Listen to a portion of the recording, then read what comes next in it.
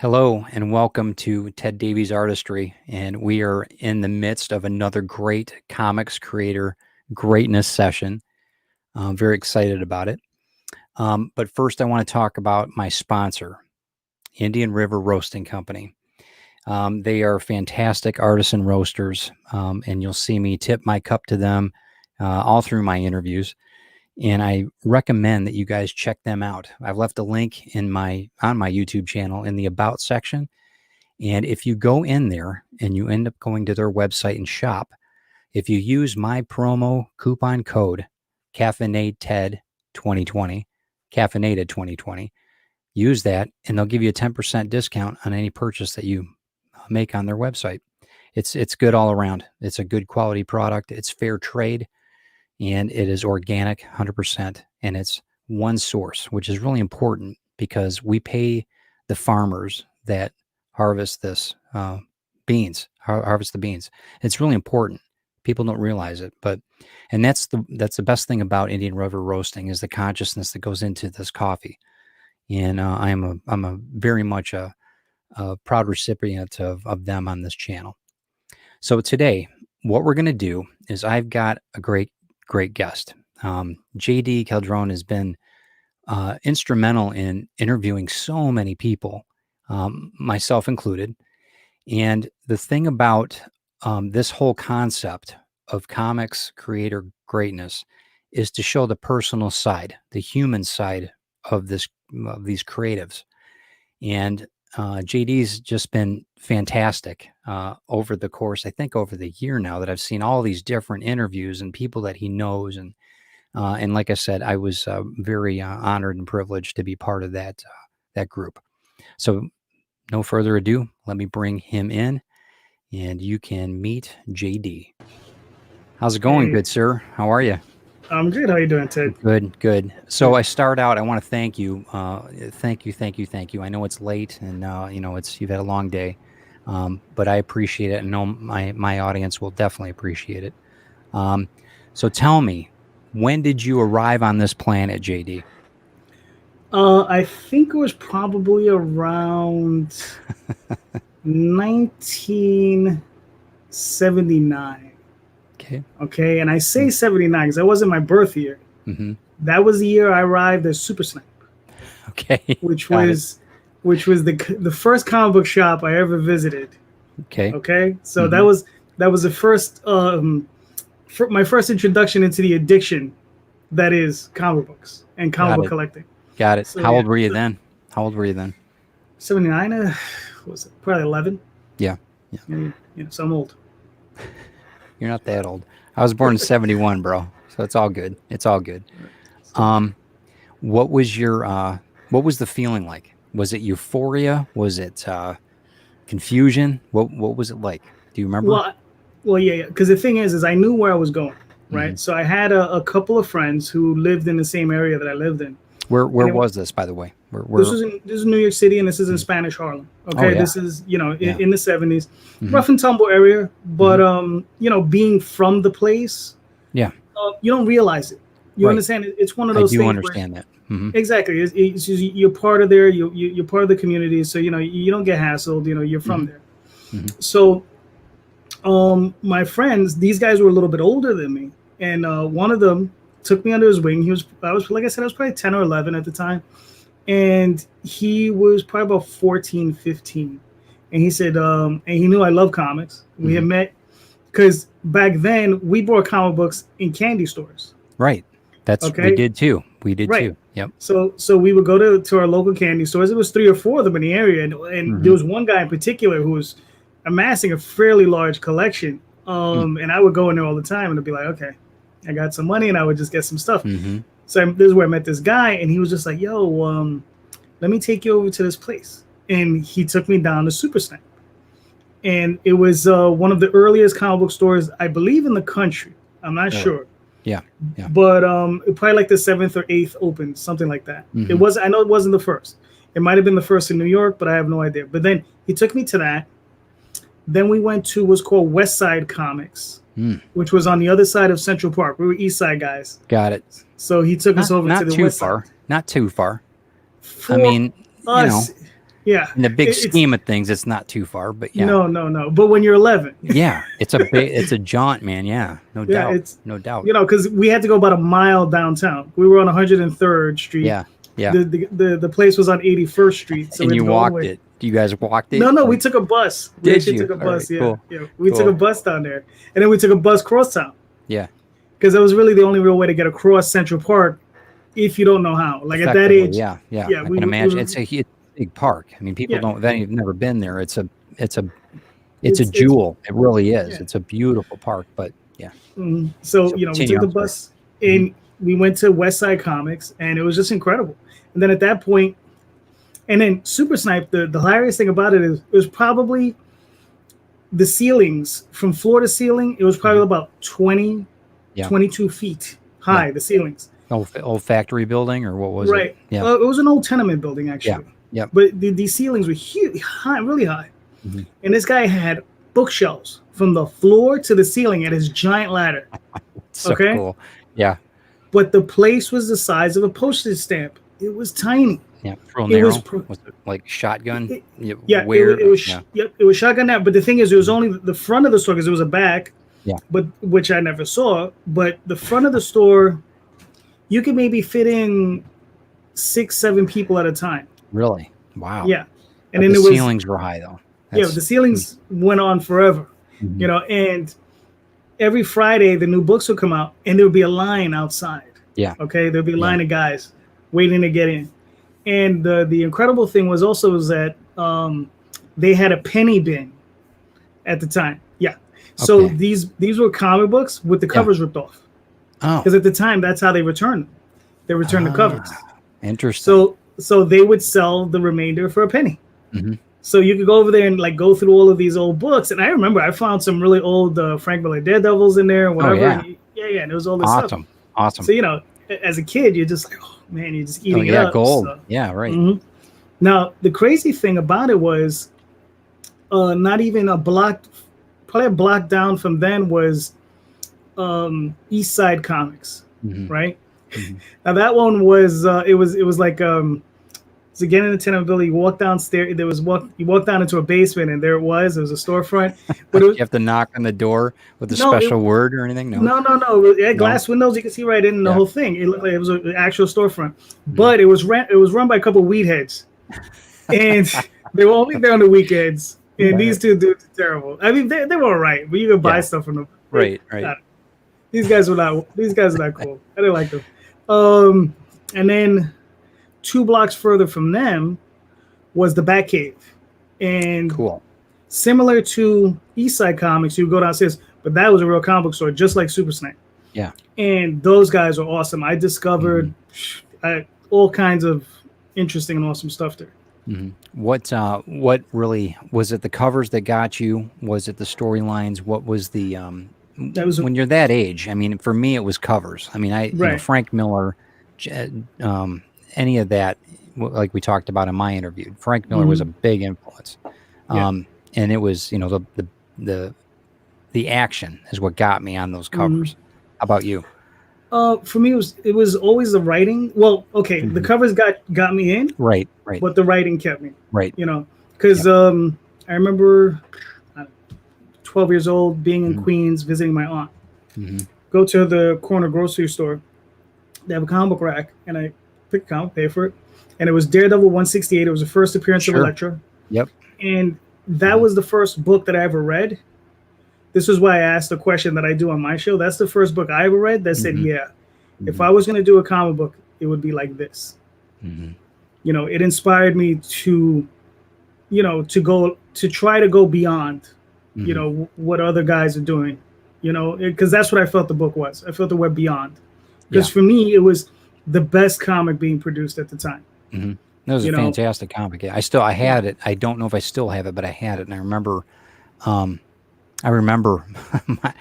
I first saw it, and when I did read it, and I remember you and I talked about in our other interview when you interviewed me about prose books. That's one of the. These are all my collection, my antiquated book, small collection of them. But I understand story so much better because of the experiences I had with comic books. you know, and I know that you and I both talked about it because your mind takes over, even though it was a 20-minute read. Yeah. And you know, you enjoy prose books too, though. I remember you Mhm. talked about that very vividly. Yeah. Um, what was your initial feeling? You said that you were inspired to do something. What was that feeling like? Was it like electricity up your spine, or was it just a gnawing at you to get into this For me, world, or what was it? What was yeah. that? For me, is the gnawing. You know, it's definitely like, you know, Yeah. it's like having a monkey on your back, literally. Oh It's yeah. like, you know, it's like you're gonna do this, you're gonna do this, you're gonna do, and you're just driven to it. You're just like, all right, I just got to do this. You're absorbed. Yeah, Yeah. completely. You know, as a kid, I mean, I have probably starting in the age of 9 or 10, Hmm. I have volumes of stories that I've written by hand Hmm. in a loose leaf binder notebook, you know, Hmm. somewhere in my closet. Um, but I have them written out, Yep. and I had done that for years. And I think probably when I was about 13, maybe 12. Hmm. My brother-in-law got me an old IBM typewriter, and it was one of these huge, massive Hmm. steel things. So cool. Yeah. You know, and it had the ball in the Hmm. middle that would Yeah. spin, Yep. and you would type, and it had all these letters, and It it would still had the spin. ribbon on it, though, right? Or Yeah, was it? Yeah. Yeah. yeah, it still had the ribbon. Crazy. Yeah, and I was just like, you know, and that was just awesome. Um, and Did it yeah, help? that's Did it help your writing? it got me to write more. Certainly Yeah. learned. It taught me how to type. Right. Right. You And that know, was something in class that we had, you know, in our era, that we hmm had typing class. right. ASDF. I remember that we had Mhm. and this is right when Apple IIe brought their computers in. Mhm. You're right around the same age as me, Yeah. and that's yeah, that was I don't know if it helped us. It helped us later, I think. I mean, hmm I think because I still write out by hand. You know, I hmm know you and I talked about that too, Yeah. about how stream of consciousness writing is Yeah. kind of just to get the ideas down, right? hmm My biggest not pet peeve, but the thing I didn't like is when you would go in and you would get the book and you're all excited and you were let down because the story just wasn't what you thought. The continuation wasn't what you thought it was going to be. Right. How did you handle that as a kid? I kind of threw the thing down. I was so, I would be pissed about it. How did you handle that? Do you remember any like situations to where it happened like that, or was it something you liked them all? No, I remember being fairly picky. Yeah. You know, like I would read them. You Hmm. know, and I think what it is, the more I read, the Hmm. pickier I got. Okay. Okay, so the more you're exposed to, Hmm. the pickier I got. And certainly after I started reading prose, Hmm. that's when I really started getting picky. Yeah. Okay, that's when, you know, when like I guess early on when I was probably about 13, I started reading Alan. That's when I first encountered Alan Moore. Yeah. Right. So I Yep. encountered Swamp Thing, and then Hmm. Miracle Man. Yep. Right. I love Swamp Thing, but yeah. Yeah. Yeah. And then Miracle Man. I mean, there's three things that he's done that I think is best works: Hmm. Swamp Thing, Hmm. Miracle Man, and Watchmen, Yeah. and in that order. Yeah. You know. That's good, man. No, I'm getting You that. know. I totally Uh, understand that. um. I know a lot of people disagree. They think Watchmen goes to the front. I'm like, no. I I really do mean, feel. it was brilliant, but no, I agree Mhm, with you. I like Swamp Thing. I would put that up against it any day. Yep. mhm. Um. And so yeah, so you just become pickier, you know, Hmm. after reading like Ellison and Zelazny and Hmm. Fritz Lieber and Yep. Herbert, you know, and Heinlein and Hmm. Asimov. So Yep. you know the standards start to raise. So you're like, oh, Right. okay. So that's why, you know, look, a lot of people love Chris Claremont and for Hmm. what he did in the X-Men, and I Hmm. like some of his stuff. I especially like the stuff he did when John Byrne was around. Yeah, sure. Well, But John was pretty influential to so many different, you know, mhm. artists and everything. He was such a, but yeah, sorry, go ahead. Yeah, but you know, I don't consider Chris Claremont a great writer. He was Hmm. good, Hmm. but I don't consider him great. Yeah. You know, Yeah. he certainly after I think issue 177, that was the issue that I felt that was for me the last really good issue of At the his X Men that I pinnacle. read, Yeah. Hmm. and that was when all the superheroes just gotten back from the Secret Wars, Hmm. and Colossus had kind of like snubbed Kitty Hmm. Pryde. and he had gone off with some other woman or something, and Wolverine had him in a bar, and Wolverine was going to kick his ass. You know, that was his intention. His intention was to beat the crap out Doesn't of him. sound like Wolverine at all, but yeah. You know, right. He didn't teach him a lesson, you know? Yeah. But then Juggernaut just happened to be in the same establishment, and he let Juggernaut kick Colossus's ass. Yeah, so, you know, so it kind of worked out. But yeah, for me, that was the last one that I read. And that's one of the reasons why I gave up on the X-Men after a while. I was just like... You think? You really? That's the first time I've heard that. I know a lot of people, you know how crazy popular X-Men is. That's interesting. And that, you know, that says a lot about you as far as, I don't think you're being snobby. I think you're just curating to what you enjoy. And that is, I think, probably your best attribute, because I think that you as an artist is one thing, as a creator, as a writer, you have an understanding and and you kind of have a responsibility that you need to be true to yourself. If you're not, you're not going to produce the best work. No. When did you? No, let me step back a bit. Okay, so you're in New York. You grew up in New York, born in New York. You're going through all these. You got Marvel, get everybody producing books in New York. Okay, and now you got these killer stores that are all around you. Yeah. What did you do when you were a teenager? Did you work? Did you go to private school? Did you go to public school? How did you do? Did you leave school and go right to the comic book store? I would have been in a frenzy, you know? Right. No. Well, my father owned a grocery store. He owned several businesses. He owned a grocery store. He owned a restaurant. He had awesome. He had a bar for a while. Yeah. Awesome. You know? So pretty much that's what I was doing on my weekends. He would take me, and he was like, "Okay, so you're gonna come work Saturday?" Like, what are you do I supposed have to say? No, I mean, right? Like, do I have a choice? Right. You know, if you did, would you? Yeah. Right. Right. You know, but you know, at the end of that, he'd give me 20, 30, 40 bucks. Right.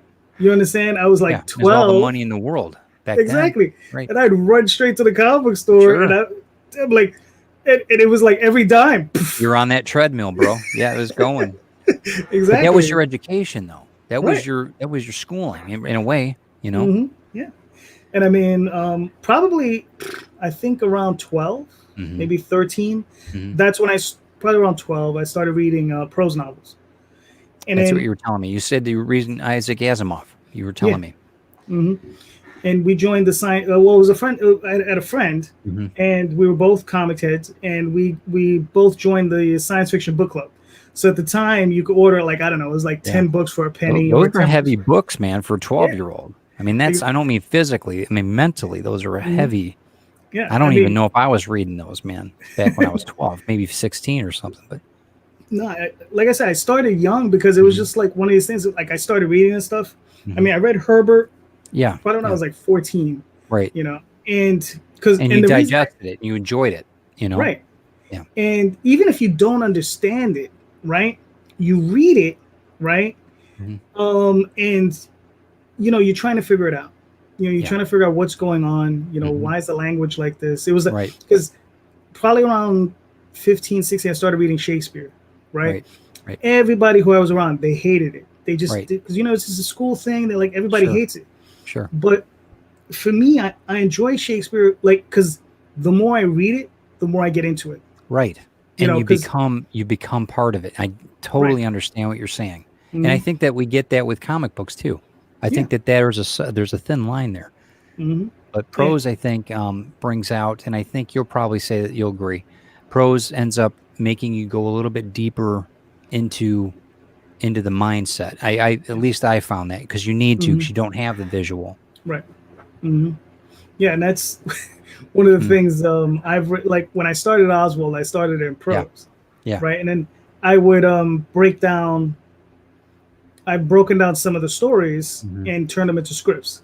Yeah. So it's sometimes weird, you know, breaking it down, having to eliminate that mind, you know, the I see, because I wrote everything in first person narrative. Right. From Oswald's perspective.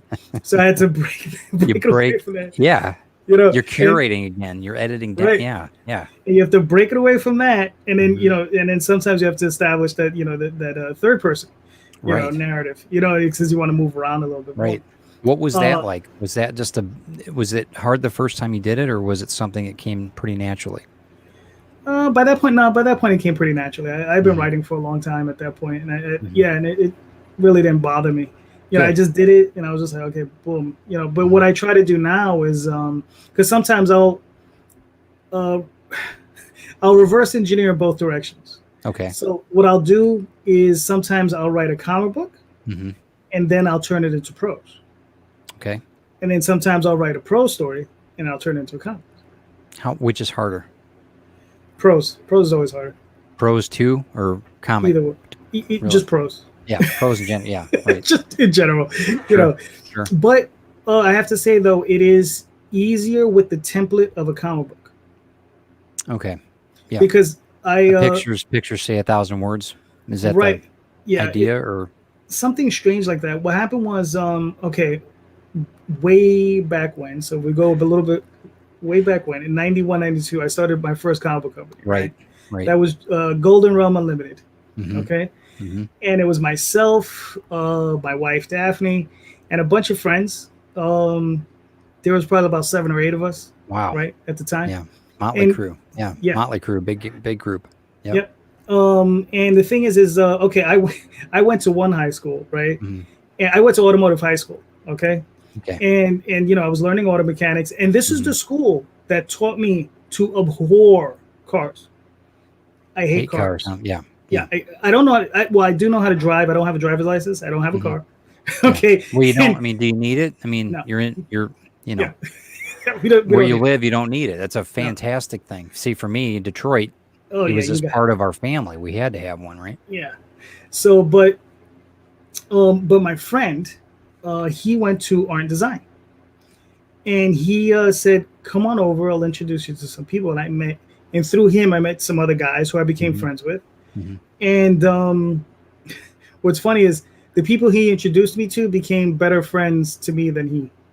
Interesting. Isn't that interesting? Yeah, It was the intro to your right. group. That's funny. Uh-huh. Mhm. And don't get me wrong, it's not like I hate the guy or anything. No. I know what you're saying, but you just grow apart. I mean, that Yeah, happens. But the exactly. introduction, though, you still have you're still friends with these people. Yeah, I am. Excellent. And then Excellent. this one guy introduced me to like all of the artists that I would Mhm. eventually work with, and there was one particular artist, Matt Lunsford. We did a book called Dreamweavers together, right? Mhm. And we had gotten to the problem was we were really young and we didn't know what we were doing. Everybody who saw our stuff, they were like, "Oh, this is great. You're gonna go so far and blah blah blah, and you guys are gonna be Mhm. the next big blah whatever," right? Mhm. But what they didn't realize was if you saw the second issue, right? You saw issues 1 and 2 together. Mhm. You didn't realize that those books came out a year apart. And then our third issue, when that came out, just 3 years in those Mhm. 3 issues. So we're releasing annuals. It's it's no way to make a name for yourself. No, you've got to be a little bit more consistent. Yeah. Yes, you have to be very consistent. Right, Yeah, consistent. It was only you two on the first book, or the first 3 books, or was the whole group of you? The whole. No. Because see, I was insane. If I met a new artist, oh no, you got a new book. Yeah. Okay, so I met Matt, and that was Matthew Lunsford, and he got Dreamweavers, and then I had my other friend Zach M. Lenison. He ended up with Reaver, and I had my other friend Gerald Barley. He ended up with Security Agenda. Daphne had Tall Tales. Yeah. And that's my friend Poyi. He was going to do Store Point. Okay, so there were Les Dennis was doing God rest his soul. He's no longer with us, but he was supposed to do Biohazard X. And then so on and so forth. There was all these different, things. So you delegated, you diversified, essentially. And what was the benefit of all that? Was it that you got so many different? Of course, you're spreading the wealth, but you're getting so many different inputs on the story that you. What was the benefit to it? Oh, looking back on it. All right, well, young and insane. It had nothing to do with. It had nothing to do with spreading the wealth. It had nothing to do with. Had nothing to do with any type of me taking input into the stories because I never did. Okay. Because it's funny, like I've spoken to other people, they're very conscientious about how they work with their artists. Yeah. They're like, hey, let's talk and blah blah blah. Yeah. Your ignorance on fire, just going going really, for it. Yeah. exactly. Like I never discussed any of my scripts with my artists. Never. Amazing. I would just Amazing. write them. I'd be like, here, get to work on that. You Mhm. know, like Zach on Reaver, when he was doing it, you know, I handed him the script. Now, mind you, if they did things like, okay, one of the things that he had done Mhm. was there was a character in there named Tej, and he was the lead protagonist. Okay, Okay. so in my mind, he was just some white cop. Okay, Right. Right. he brings him back, and he's like some black dude with dreads. Yeah. You know, and I'm Yep. like, and I look at it, I'm like, okay, that works. Yeah. We just move on. You know, Right. and he was just like, all right, cool. Like, you know, and he was really happy about that. You know. Yeah. And did it work? Did it work? Yeah, no, it Okay. worked fantastically. See, You know, and that's something we were talking about earlier today. I was on another interview and we were talking about how once that book is out or once that piece of art is out, it's not necessarily yours anymore. It's up to, you know, you're subjected to it, or you might enhance, somebody might bring an enhancement to it that you didn't even think of, you know, and that's happening with me right now with scripting with Retrieve and LA and everything else. There's different things that people are doing, but man, it's making the story so much richer, you know? So yeah, that's awesome. Continue. I'm completely geeking out here. So tell me more about that. So yes, I mean, you know, whenever I encountered a new person, I was just doing, you know, another book. So yeah, I mean, that was just, you know, like I said, it was just madness back then. It was just like, well, you're experimenting. You're trying to do what you can. Now, when this was 91, so how long did that run? How long did that run? Probably about to 94. That's when we called it. That's when I had to sit down with everybody and say, like, guys, this isn't really working out, you know.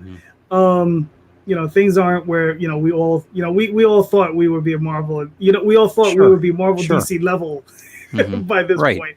Now, how did you print all the books back then? Because we were different. It's a different.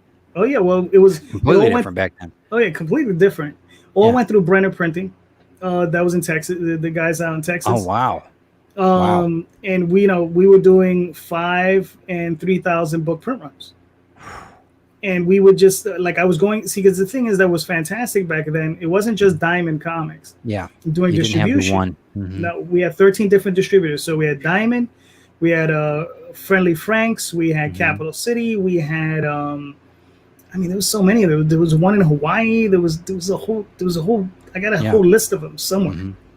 And you know, you could easily sell, you know, 2,000-3,000 books. Yeah, you had a distribution channel. Yeah, right. You could sell 2,000 or 3,000 books, and I didn't. And what's funny is at the time I didn't even know I could resubmit them.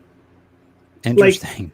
Like, you know, I didn't even know. When did you find that out? Until later. It wasn't until later to after we stopped. It's heartbreaking. It's so heartbreaking, exactly. bro. Like, damn it, I could have got because what's funny is like we so we printed a lot of books. Oh, and here's the other thing.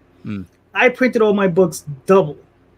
So a lot of people attribute Peter Cimetti with doing newsprint books at $1.50. Yeah. Right. Now Peter is way behind the ball. Didn't have anything on you at all. You were way ahead of it. Because I did two versions of each book. I did a collector's edition, which had a nice interior paper, and had a cardstock cover, and we were foil stamping all the first issues. Really? Wow. Yeah. And we would do what's a gold cover as well. So it was a gold cover foil stamp. It would be limited to 500 books. Wow. And but we would also have a reader's edition, which was printed on newsprint and was $1.50. Gotcha. And now, and we did you come up with that marketing, or did you just learn it from somebody, or what was your? How did you come up with that? Yeah, at the time, I just it was just something I wanted to do. Wow. Yeah. I mean, that's genius. That's genius. You know? That's very, very good, bro. You know, I mean, like I said, I don't equate it to genius as much as I equate it to insanity, because I was. Well, there's a thin line. It's a very thin line, bro. It's a brilliance and insanity go hand in hand. And you know, I mean, we were just young. We were just trying anything. Sure. You know.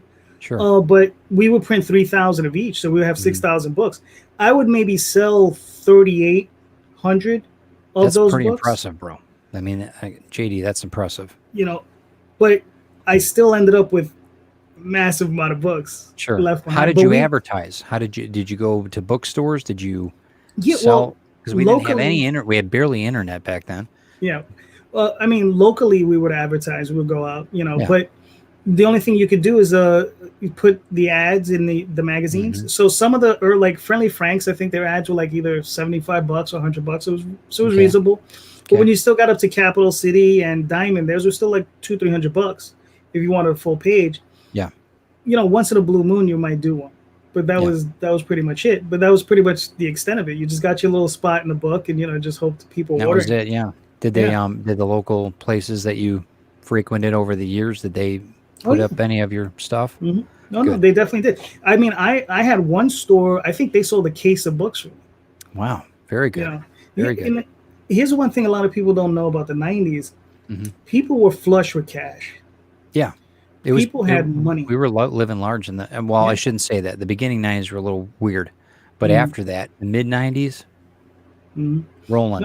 I mean, we like, all right, we would go to a show and we could be in a small show in Brooklyn, okay? In some what is this, some Mason's Lodge? Yeah. Right? Yeah. So, you know, we would be in a small show like that. And Sunday afternoon. Yeah. Sunday afternoon or Friday evening. Yeah. So we would we can make anywhere from $1,000 to $1,500. Wow. At a little tiny show like that. Right. And then back then that, I mean, it was what, 30 years ago. Right. So I mean, that could have been easily this is Midwest money. That could easily been a month's worth of pay for some people in the Midwest. In New York, maybe not. But yeah, that's still pretty impressive. And I mean, when we did the bigger shows, we were making 2, 3, 4K. Yeah. You know, and I mean, we were killing it. Yeah. Our only issue was that at the time was that we didn't. We were producing annuals. That was really the only thing that was holding us back. So how did you get? So okay, we're in. You had to mail everything. You couldn't send anything, right? There wasn't really. There was no internet, so you had to mail. Yeah, we mailed the originals to Texas. Yeah. Lord God, man, huge. I mean, so how did you copy anything? Anything? Yeah. We would copy. Yeah, we copied everything. But you also got to remember, huge trust thing. Man, you had no choice. You couldn't do it any other way. All right, this is a book this is one of the last books we printed. Cool. Right, Dreamweavers and Extreme Homage. Right, Yeah. and this is a parody book. Yeah. This was our characters from Dreamweavers goofing on Image. All right. Okay, got it. So you know, you got this. Yeah. You know, and Matthew drew all the characters, but push it up a little bit. The lettering. Oh yeah. Okay. So we would type it into Photoshop. Yeah. Right, and then we would print it out, cut it out, and then paste it on. Paste it. Yeah, because we didn't have scanners. That's all. Yeah. I mean, we didn't have 11 by 17 that's scanners. awesome. So the pioneer of indie, right there. I mean, this is this is exactly where I wanted this interview to go, because you know how much enjoyment you're showing right now. All these stories, you've been smiling for the last 20 minutes, bro. I mean, that's you're doing exactly what you're supposed to be doing, you know, and you're enjoying it, and the stories are great. So how long did it take to get the product back from Texas? For weeks? Probably about a month. Like from beginning to end, it probably took about a month, because we would send it to them. Yeah. They would get it. You know, they would photograph and all this stuff, and then and also the covers we had to send to another company in Jersey to get the sets. You had to assemble them. No, it was to get the file sets. Just get the separations of the covers. So the file, So we used them because the technology was new. Sure. Okay. So they had a cutting edge back then. Where they would wrap it around the drum and scan it, and it was only $100, whereas normally it would cost you like $300 to get a cover done, to get them separated. Wow. Back then. Back then, using they would use a photo technology. Right? I went to a printing school. We would do that stuff. Yeah, sure. But I was reading these trade magazines, and while I'm in the school, I'm like, dude, why am I here? Like everything you're teaching me, because they would teach us how to cut ruby lith and how to what is that? Damn, I don't even remember the name of it. It was where we would learn how to mask film onto sheets to get photographed. Yeah. Well, like the year I was learning it was the year this technology was coming out. Switching over. Yeah. Exactly. So it's literally I'm learning a dead art.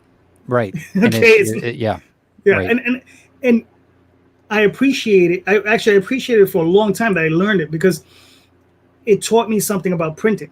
Okay, I learned what CMYK was. I learned, how to use an actual camera. I learned about separations and that sort of thing. It made me appreciate that art. Okay, Totally understand that. Yeah, and then so we would send it off to Jersey first, get the cover separated. It would come back to us. Then I would have to send all that stuff to Texas with the pages. God, and then we would eventually get the big package of our pages back from Texas. Yeah. Well, then we would have a proof. Did they send a proof to you or no? No. So you were going on blind faith. Oh yeah. Wow. Oh yeah. What can you, if you don't mind me asking, what kind of numbers were you? How much did it cost per book back then? To get I think the newsprint books were like 30 cents, maybe 25 cents. Really? Wow. Yeah, it was all black and white. Yeah. So it was color covers, black and white interiors, right? Yeah. So I think that's what that was. And then I think the other books were more expensive though, because we were printing them on a nice heavy stock. Yep. And the covers were cardstock, and we would get them foil stamped.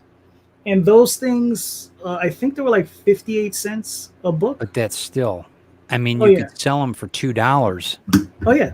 So like I said, you're making $4,000 a weekend in some of these, man. Yeah, that's good though. So we were, I think the prices were $2.95. Yeah.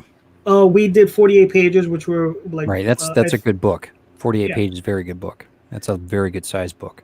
Yeah, and we would sell those, I think, for $4.95 or something. I don't even remember. Maybe it was $3.95. But the newsprint books we would sell for $1.50. I mean, yeah. So do you what didn't you like about that time period? You talked about all the pleasure that you had in doing this and the accomplishment. What didn't you like? What drove you to the point where you just, I can't stand you, get out of my way? What was that feeling? What drove you to that? The only thing that probably upset me was the annual thing. Because it's the only thing that bothers me to this day. Right. We were producing books. They look great. But it took a year to get them, to make them. Exactly, and I mean, I'm working with like 6, and the problem was that I was giving everybody separate jobs, and what I should have been doing is ganging people up on one book. Okay, and because instead of like divide and conquer, you should have brought them all. Yeah, I get what you're saying. Yeah, because Matt pen and inked his own book. Okay, so he penciled it and he inked it.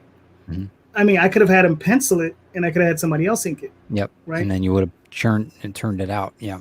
Exactly. Like Zach, he was penciling, but he wasn't.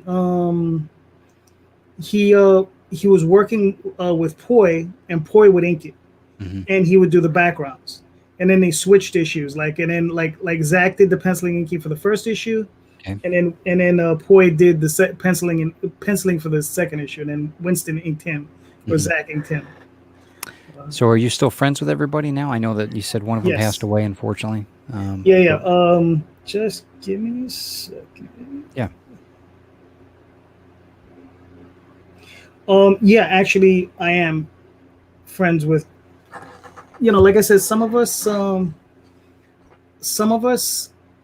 have drifted apart, right? Well, that's life. But but all of us, I mean, we still are friends. So like my friend Zach, who did Reaver, he went on to work in Hollywood. He ended up doing 3D graphics, design work, and he ended up working on a number of TV shows doing the same type of thing.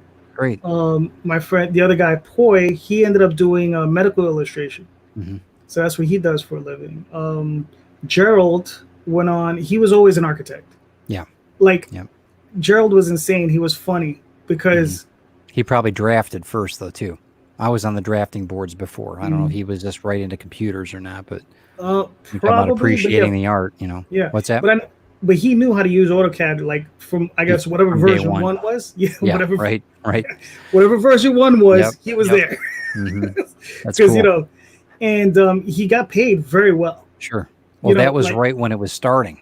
I mean, I mhm, was in college right when that all happened, like you were saying. yeah, I get it. And you did get paid well. We yeah, did, you know. and because we would go to conventions, Hmm. and we were there. Now I never approached any of the big company guys. I just had no real interest. Hmm. But he had purchased a piece, and it was pencils on a like they I guess you know the way they print pencils on a board Yeah. now, Yep. and it was Travis Charest. Hmm. Okay. So he had bought it for $20. He inked it overnight, brought it back, showed it to the image guys, and they were like, "Yo, do you want a job?" Wow. And he was like, "What does it pay?" And then they told him. He laughed and he Yeah. said, "No." He says, "I make more money Make doing what more. I'm doing Yeah. now." Right. Right. You know. Right. How many guys would say no to image when they were starting out? Exactly. Exactly. You know. Yeah. Yeah. Your your adventure. How? Okay. So we get to the past the mid '90s. Hmm. Things start changing. What did you get out of comics? Were you still into comics? All of Right. us, we get busy. We raise families. Things Right. happen. Hmm. Life gets in the way. What Right. did Not, you still had that passion, oh yeah. or did you get away from it? Never. What happened at the late Okay. '90s? So what happened was so you know Daphne and I, that's my wife. We're Hmm. still doing tall tales, Yeah. right? And we're trying to figure out ways like how we're gonna get this thing done. You Hmm. know. So we had hooked up with another publisher, this guy Daryl Benvenuto, Hmm. and he had done 4 issues for us, right? And then he had to call it quits. This dude, I love this guy. He's out in California somewhere. Yeah. I think he's filthy rich now. Like the dude was like a brain. He was like a super genius. This dude, Yeah. Yeah. like he was like one of these like tiny little brains that just I don't know. But Yeah. he had made $1 million, Really. like in like a 4 or 5 year period. But he Hmm. was very young, right? And he was selling medical equipment. Sure. Okay, and Yep. he had made $1 million doing this, but he had gotten chased out of the business by Hmm. some competitors. Okay, they Okay. were just undercutting him. He just couldn't Yeah. compete. Just part of the game. Yep. Yeah.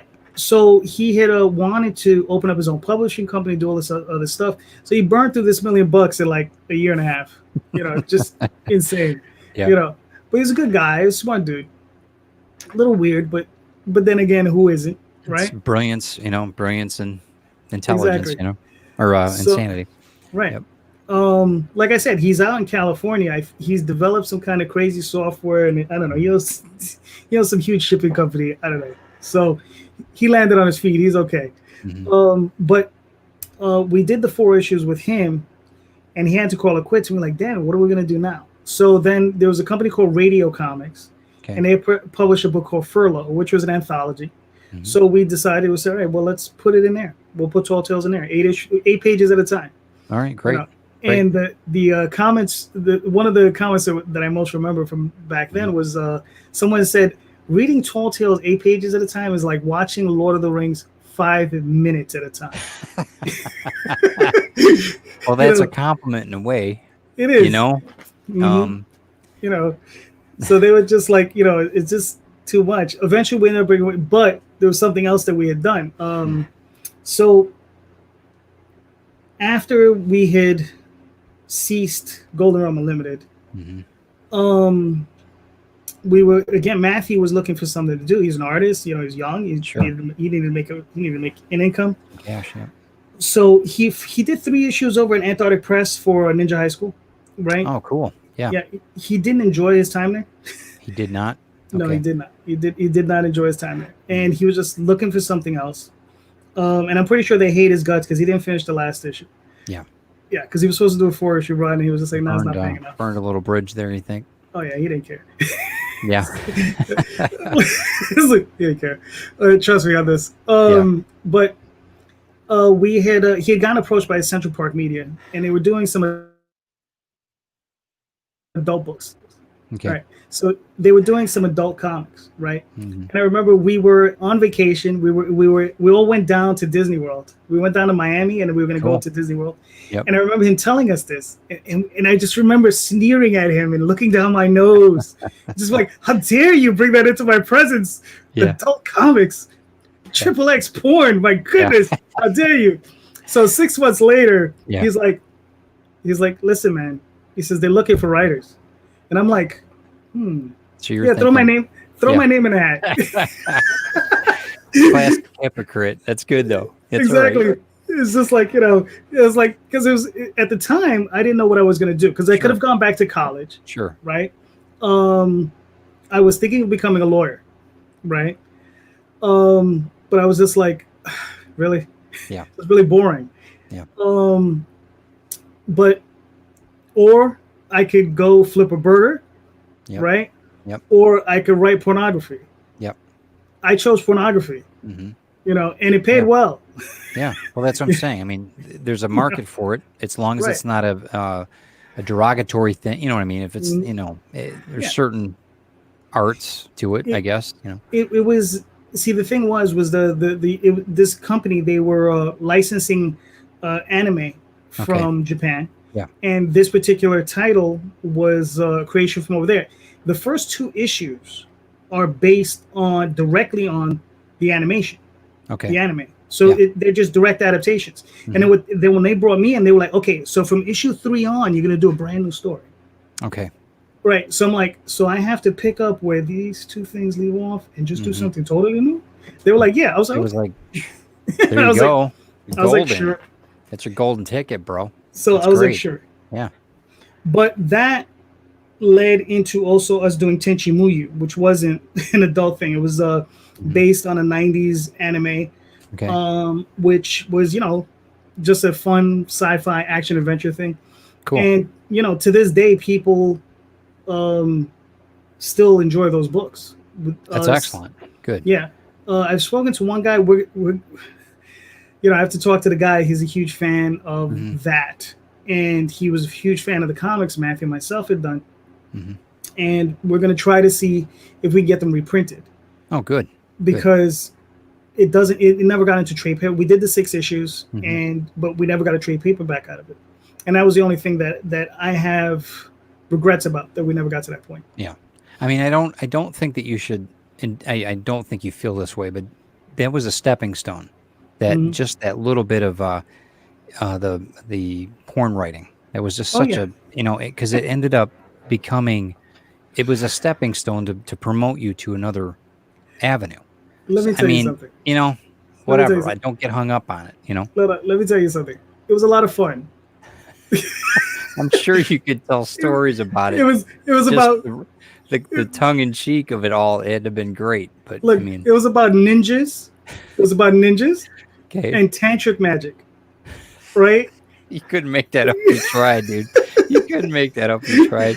That's what it was. It was fun, goofy stuff. How'd you keep a straight face, or did you? You were married at the time, right? Right. So Daphne and you. Well, were you with Daphne at the time or no? Well, yeah, Daphne was lettering it.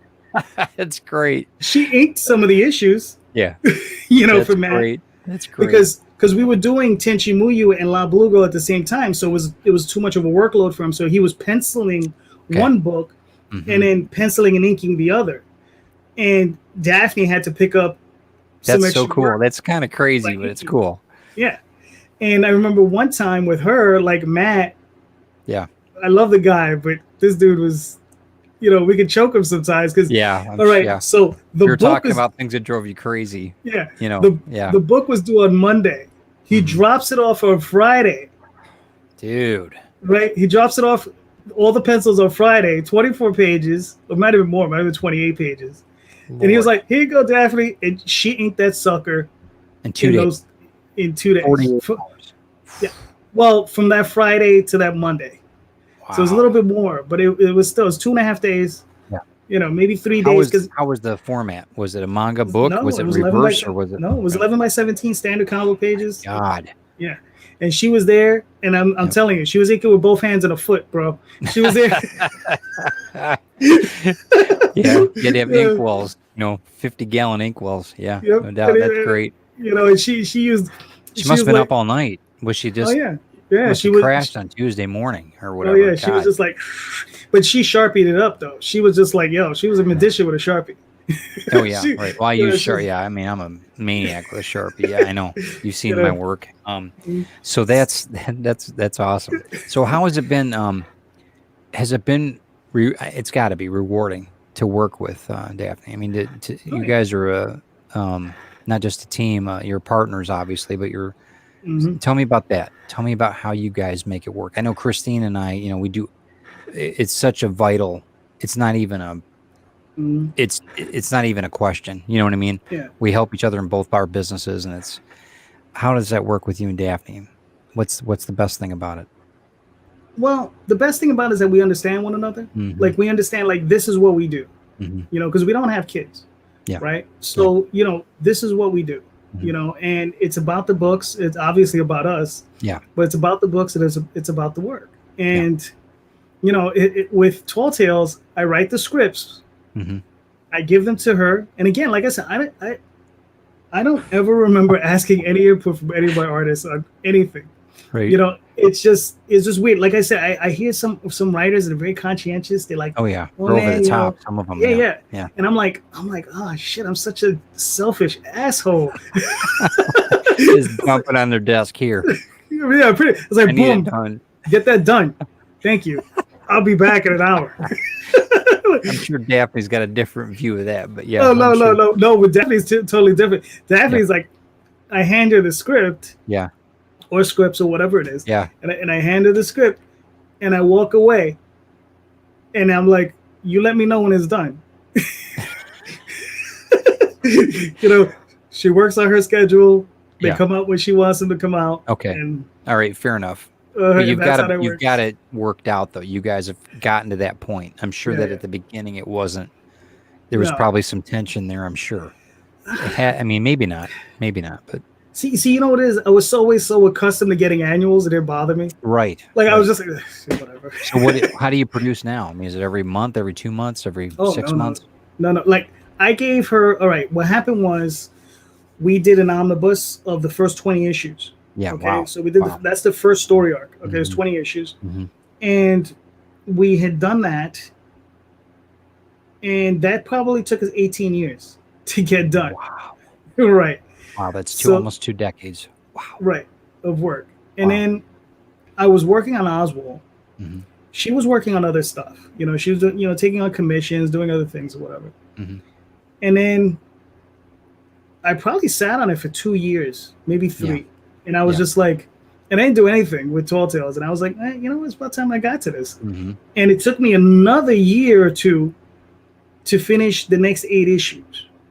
All right. Okay. And that's the next story arc. So I wrote the story arc in its entirety. Okay, so I wrote all 8 issues, and then I gave it to her. Probably about 3 years ago, and she's up to we just released issue 5. That we're just shipping issue 5. Like we're shipping it. Like literally, it's on the table. We're shipping it right now. Right. Yeah, right now. And she's currently working on issue 6. So now is this the Chronicles of Oswald, or is it? No, this is Tall Tales. Tall Tales. I'm sorry. Tall Tales. No, that's it. So okay. So now how much of an arc is this on Tall Tales? Well, it's the second arc because there's going to be 3 arcs total in the series, right? So the first arc was the 20 issues. Second arc is going to be 8 issues, or is 8 issues, and then the last arc. Originally, I was like, we're going to make it this huge thing. It's going to be like 30 issues. Yeah. Right, and I was like, no, let's make that 12. 12. Yeah. Cut it more than half. Yeah, let's make that 12. I want to be alive to see it. Right. See it graduate. Yeah, right. So, that's got to be rewarding, though. I mean, where are you, now? Are you doing everything with Kickstarter? I know we're going to talk a little bit about that. But are you doing things Kickstarter or privately, or how are you doing this? Are you distributing or? We're doing Kickstarter and Indiegogo, so we're doing both. I'm moving back and forth between both platforms. and I think anyone who doesn't is missing out. Yeah, Like they're leaving I money agree on the with you. table. Yeah. Because, all right, we don't raise a lot of money. We raise anywhere from $1,500 to $3,000. Right. Okay, on Kickstarter. Mm-hmm. Now on Indiegogo, I'm only raising about $500-600. Yeah. Okay, but that's $500-600 that I would never have captured on Correct. Kickstarter. Yeah. So it's worth it to just go after it. And the thing is the Indiegogo money will grow. You just got to keep at it, because Right. I've only done 2 or 3 of them. Right. So you just got to keep at that. You know, Right. just like the Kickstarter is growing, just, you know, a little bit at a time, but it's growing. Oh, but you just got to keep at it. Right. You know? You've got people too that won't go on Kickstarter versus Right. indie. So when you've got that, you've got some. Right. You really do have an option. You're double dipping in one respect, but you're not. Right. You're just building your brand. You're building that book. Mm-hmm. Do you notice that? Do you feel like there's? I really think that's going to be the wave of the near future. Do you feel like it's going to be the wave of the new future for distribution? Do you think that's going to be kind of the commonplace to where we go as creators? Do you think that people are going to? It's going to be kind of the norm right now until we get a distributorship set up. Well, I think we're in the future. We are the future, and we're here. I think we've arrived. I think like, because Kickstarter is, you know, you think about it, Kickstarter's been around for what, 7-8 years now. Yep. Indiegogo probably about maybe a year after that maybe. Yep. So both platforms have been around for a while, along with Patreon. So I think you know, people have already learned to seriously monetize it. Yeah. So we're seeing some huge numbers, especially in indie comics. You're seeing some mega numbers Mm-hmm. coming out of that now. And I think that keeping your investments or keeping your contribution low is a smart thing, because you will eventually reach that goal, right? Right. So with indie, you're saying that it continues to grow. So can you take funds out of that, or how does that work for your? How do you set that up?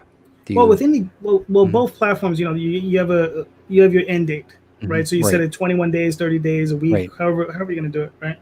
So, so once you're done, like with Indiegogo, they'll within 2 or 3 days they'll send you a notification about, okay, we're sending you your money. That's it. You get your monies. You know, they transfer it over to your bank account. You know, you do what you gotta do. Right. Kickstarter is similar. It takes about 2 weeks though. That's the only difference. How's what's the biggest issue? International shipping, or do you offer international shipping? I mean, that's it. Well, you know, we offer international shipping, but we offer international shipping rates. So, fair enough. You know, fair enough, right? You got to nip that in the so, bud. Sure, I know. Or PDF, whatever. Okay, cool. So what's going on right now? What we got at Indie? I know we've got some things going on Kickstarter and Indiegogo and closing. I just want to find out, you know, what do you have? What do you got? So Kickstarter, we're just closing out one. I'll probably have another one up in another week. That's going to be for the Oswald Chronicles, which I did invest in, by the way. So I recommend everybody try to do what you can for this. Go ahead. Thank you. And then we had an Indiegogo just finish, and that's on in demand, so you can check that out there if you want to pick up some stuff. And that's pretty much it. And what are they under? What's the name? What's the name? Oh, okay. Well, it's both of them will currently be under the Oswald Chronicles. Okay. So you just look up the Oswald Chronicles; it'll come up. You can go to my website, theoswaldchronicles.com. We always have links. It'll just take you straight to the pages. It's a great story. I mean, the art. Who's the artist on it? Now, the Oswald Chronicles is illustrated by Jade Gonzalez. Yeah. And then I met her online probably about 10 years ago through DeviantArt. Love the line work. I mean, it's really it's not. It's cartoonish, but it's not. It's graphic. It's not. You know what I mean? It's got a really nice line to it. Yeah. And it kind of reminds me of some of the books that, you know, back in the 80s that I found growing up, the cartoon books that are really close to my heart. So I'm looking forward to seeing, you know, and it better be signed. That's all I got to say. You better sign that book. All the books are signed. Okay, very good. So, in closing, where can everybody reach you? They can Facebook under JD Calderon, theoswaldchronicles.com. You just hit contact. TallTalesOnline.com. Under Twitter, I'm under JD Calderon. I have my own YouTube channel, also under JD Calderon. Instagram, JD Calderon. So, so you got the branding down. So. I hope that you guys see a little bit about, why I like JD so much, and the humanity behind the artist and the creator. I think that there's something to be said for people that have been and gotten the roots into indie publishing so early on, ridiculously early on, to the point where you're, sending transcripts and everything to Texas, blindly. It really, it's pretty remarkable. So I hope you can see why I wanted to make sure JD got the notice that he so deserves, and trying to see this adventure that we're all trying to make work in indie comics. Stick around for a minute, JD. I'm going to end the broadcast, but I want to make sure everybody checks out JD online. I want to thank you, good sir, for doing this. I know it's late night, and it was so worth it for me. So, all right, yeah, like I said, hold on a second. Thank you so much, everybody, for checking in, and check out TedDaviesArtistry.com and everything that Ted Davies Artistry offers. We're going to be doing quite a few different interviews here and some reviews coming up soon, too. And we will talk to you soon. Thanks so much. We'll see you on the